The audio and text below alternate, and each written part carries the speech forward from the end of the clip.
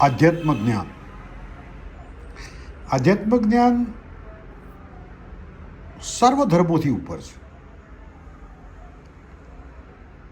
વિજ્ઞાન તો આ વાતનું ટેસ્ટ છે, લેબ છે, પ્રત્યક્ષ ક્રિયા છે.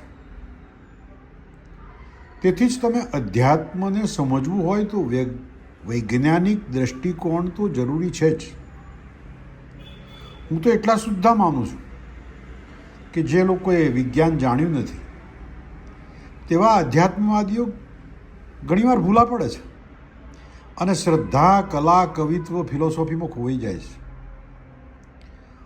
પોતે જ તાલીઓ વગાડે છે, ભજનો, ગીતો ગાઈ કથાઓ કરે છે અને મૃત્યુ પામે છે. એ ભટકી ગયા છે, પણ શ્રદ્ધાના વેણમાં તણાઈ ગયા હોવાથી એમને સમજાતું નથી. આજે એટલું બધું સાહિત્ય છે, જો તમે ધ્યાનથી સમજો તો અધ્યાત્મ સરળ છે. ક્લિષ્ટ તો ભૂલા પડેલાઓએ કહેલું છે.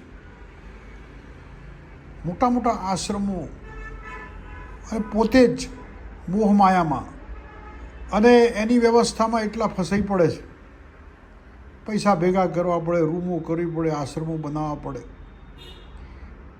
રાજકારણી જેવા હાલ થઈ જાય છે.